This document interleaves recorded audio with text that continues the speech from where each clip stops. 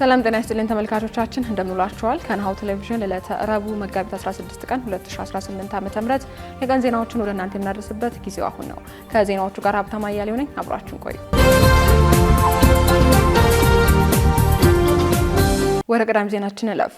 አቶ ርስቱ ይርዳው የፌዴራል ፖሊስ ወንጀል ምርመራ ጠቅላይ መምሪያ አዛዥ ሆነው ተሾሙ።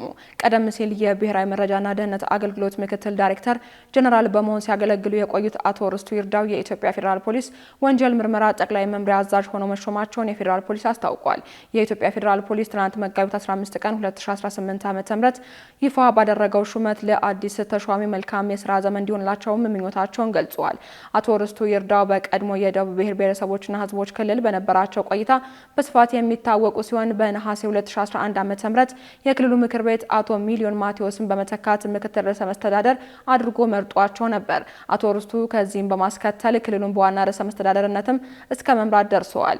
ከክልል መሪነታቸው በፊትም በፌዴራል ደረጃ የወጣትና ስፖርት ሚኒስቴር በመሆን ማገልገላቸው ይታወሳል። ከደቡብ ክልል ርዕሰ መስተዳደርነት ኃላፊነታቸው ከተነሱ በኋላ ወደ ብሔራዊ መረጃና ደህንነት አገልግሎት በመዘዋወር በምክትል ዳይሬክተርነት ሲመሩ ቆይተዋል።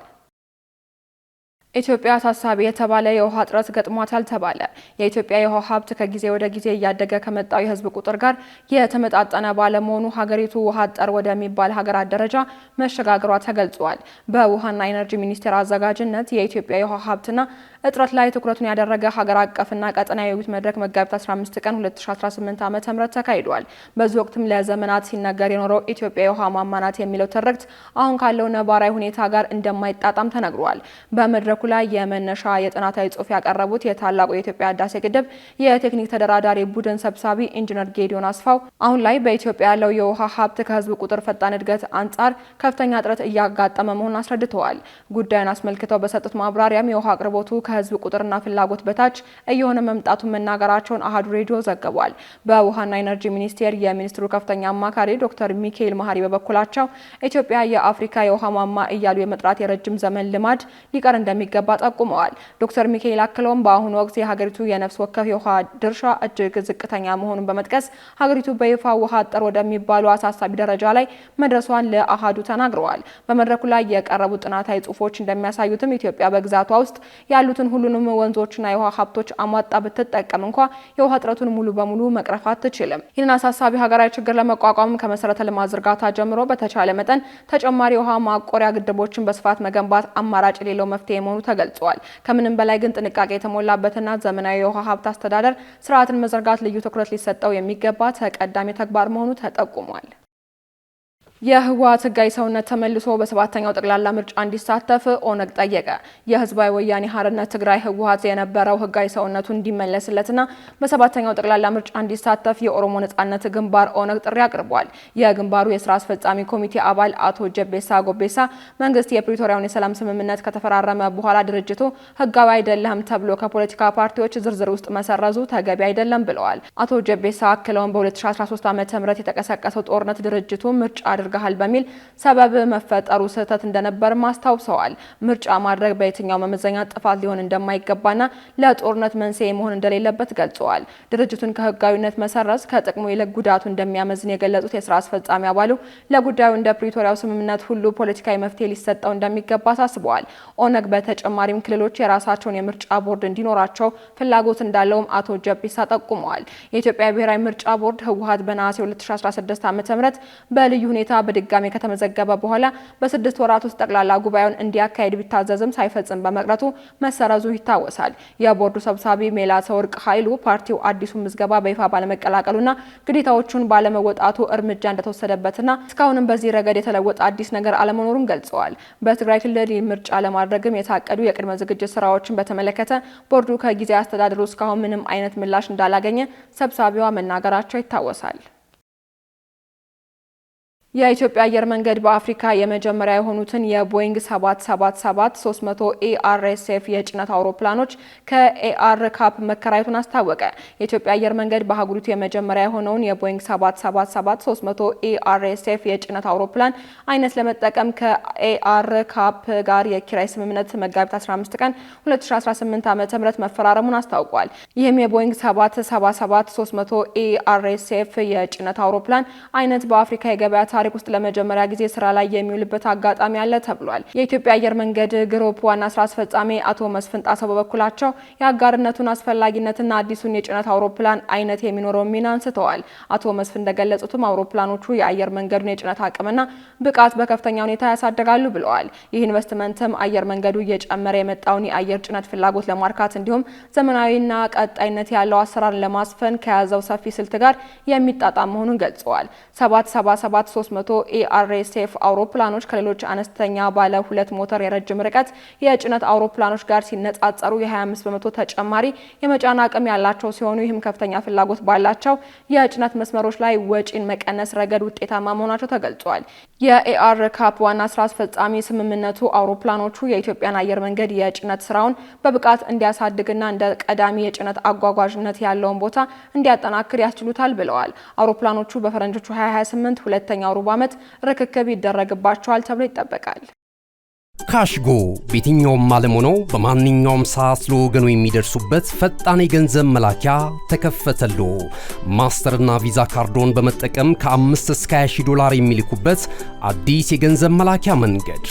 ካሽጎን ለየት የሚያደርገው የትኛውም የገንዘብ ዝውውር በፍጥነት አገልግሎት ከመስጠቱም ባሻገር ለማንኛውም አገልግሎት ምንም አይነት ክፍያ አለመጠየቁ ነው። በሀገራችን ታሪክ ገንዘብን ከውጪ ወደ ሀገር ቤት በማስተላለፍ በመተግበሪያ መልክ አገልግሎት መስጠት የጀመረው የመጀመሪያው ሀገር በቀል የገንዘብ መላኪያ ዘዴ ካሽጎ ከ4500 በላይ ባሉ የባንክ ቅርንጫፎች አገልግሎት እየሰጠ ይገኛል። ገንዘቦን በሰኮንዶች ልዩነት ውስጥ ይፈልጉ በአካውንቶ ወይንም በእጆ ቆጥረው የሚወስዱበት ልዩ ዘዴ። በቅርቡ ሁሉንም ኢትዮጵያዊ ባለቤት ለማድረግ ጉዞ የጀመረው ካሽጎ ዛሬውኑ መተግበሪያውን በስልኮ ላይ በመጫን የአገልግሎቱ ተጠቃሚ ሆኑ። ፍጥነት መለያችን፣ ኢትዮጵያን መክፈቻችን፣ ካሽጎ ነው መላኪያችን። ካሽጎ የአዲሱ ትውልድ ብራንድ። ወደ ዜናዎች እናልፋለን። በሚቀጥለው ወር በአውሮፓ ከፍተኛ የተባለ የኃይል እጥረት ሊከሰት እንደሚችል ተገለጸ። የሼል ዋና ስራ አስፈጻሚ የሆኑት ዋኤል ሳዋን ሀገራት የኃይል ዋስትና ሳይኖራቸው ብሔራዊ ደህንነት ሊኖራቸው አይችልም ሲሉ ተደምጠዋል። ስራ አስፈጻሚው አክለውም ሼል መንግስታት የኃይል ቀውሱን እንዲወጡ ለማገዝ በክምችትና በግዥ ረገድ አብሮ ለመስራት ጥረት እያደረገ መሆኑን ገልጸዋል። አራተኛ ሳምንት ላይ የሚገኘው የመካከለኛው ምስራቅ ግጭት አስቀድሞ የአውሮፕላን ነዳጅ አቅርቦት ላይ ተጽዕኖ ማሳደሩን ቀጥሎም በዲዝ ላይ እንዲሁም በሰሜን ንፍቀ ክበብ በበጋ ወቅት ሲጀመር በቤንዚን ላይ ተጽዕኖ እንደሚኖረው ተናግረዋል። ጦርነቱ ዋና ዋና ኃይል መሰረተ ልማቶችን የጎዳ ሲሆን በዓለም አቀፍ ደረጃ 20 በመቶ የሚሆነው የነዳጅና የፈሳሽ ተፈጥሮ ጋዝ ዝውውር የሚያልፍበት የሆርሙዝ የባህር ወሽመጥ የትራንስፖርት እንቅስቃሴ ከሞላ ጎደል እንዲስተጓጎል አድርጎታል። አሜሪካና እስራኤል በኢራን ላይ የከፈቱትን ጦርነት ወዴት ያመራል የሚለው ጉዳይ ግልጽ ባይሆንም የብሬንት ድፍድፍ ነዳጅ ዋጋ ተመልሶ በአንድ በርሜል ከ100 ዶላር በላይ ሆኗል። ማክሰኞ ዕለት የአሜሪካው ፕሬዝዳንት ዶናልድ ትራምፕ ኢራን ሙሉ በሙሉ ተሸንፋለች፣ ዋሽንግተንም ምክንያት አይነት በሆነ መንገድ ከሚያወሩት የኢራን መሪዎች ጋር ድርድር እያደረገች ነው ብለዋል። ይሁን እንጂ ቴሄራን ከአሜሪካ ጋር ግንኙነት አድርጊያለሁ የሚሉት መረጃዎች ቀደም ሲል ውድቅ ያደረገች ሲሆን ይህ መረጃ የኃይል ዋጋንና የገበያ ሁኔታን ለመቆጣጠር የሚደረግ ሙከራ ነው ስትልም ጠርተዋለች። አሜሪካ በ2022 ሩሲያ በዩክሬን ላይ ባደረገችው ወረራ ምክንያት በሩሲያ ላይ ጥላው የነበረው ማዕቀብ ለጊዜው ያነሳች ሲሆን በባህር ላይ ባለው የኢራን ነዳጅ ላይ የነበረው ማዕቀብም አቅልላለች ሲል የዘገበው ሮይተርስ ነው። በመጨረሻም ሩሲያ በ24 ሰዓታት ውስጥ ብቻ በ948 የሰው አልባ አውሮፕላኖች ዩክሬን እንደበደበች። ሩሲያ ባለፉት 24 ሰዓታት በዩክሬን ላይ እጅግ ከፍተኛ የተባለውን የ948 የሰው አልባ አውሮፕላኖች ወይንም ድሮን ጥቃት ፈጽማለች ተብሏል። ጦርነቱ ከተጀመረ ጊዜ አንስቶ በ24 ሰዓታት ውስጥ ሩሲያ በዩክሬን ላይ ትልቁን የአየር ጥቃት በመሰንዘር በ948 ሰው አልባ አውሮፕላኖች በመላ ሀገሪቱ የሚገኙ ከተሞችን ደብድባለች መባሉን ቢቢሲ ዘግቧል። የዩክሬን አየር ኃይል እንዳስታወቀው ከተወነጨፉባቸው 556 ሰው አልባ አውሮፕላኖች ተተኩሰው መጣላቸውን ገልጸዋል። በምዕራባውያን የሊቪቭ ከተማ በ16ኛው ክፍለ ዘመን የበርናንዲ ገዳም ዩኔስኮ በዓለም ቅርስነት ቦታ ተጎድቷል ሲል የአካባቢ ባለስልጣናት ተናግረዋል። በአጎራባች ኢቫኖ ፍራንሲስኮቭ ክልል ውስጥም የእናቶች ሆስፒታል ተጎድቷል። በአንድ ሌሊት በሩሲያ በደረሰ ጥቃትም 5 ሰዎች መገደላቸውን ሪፖርት ተደርጓል። ማክሰኞ ማምሻውን የቪዲዮ መልእክት ያስተላለፉት የዩክሬኑ ፕሬዝዳንት ቮሎዲሚር ዜሌንስኪ ሩሲያ ይህንን ጦርነት በትክክል የማቆም ፍላጎት እንደሌላት በግልጽ ያሳየችበት ነው ብለዋል። ይሁን እንጂ ስለ ጥቃቶቹ ከሩሲያ ጦር በኩል በይፋ የተሰጠ መግለጫ የለም። እነሆ የምስራች! የ10 አየር መንገድ የበረራ ትኬት ለውድ ደንበኞቹ በተቀላጠፈና አስተማማኝ በሆነ መንገድ እያቀረበ ያለው።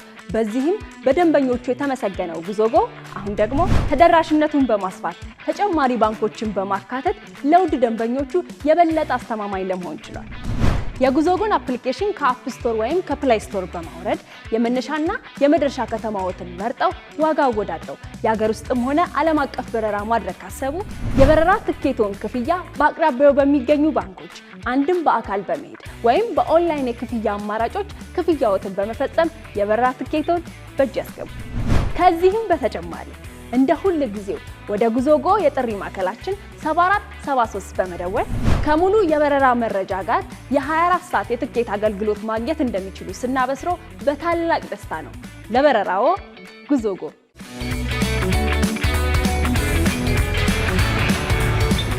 ተመልካቾቻችን ከናሁ ቴሌቪዥን ለዕለቱ ያዝነላችሁ የቀን ዜናዎች እስካሁኖቹ ነበሩ።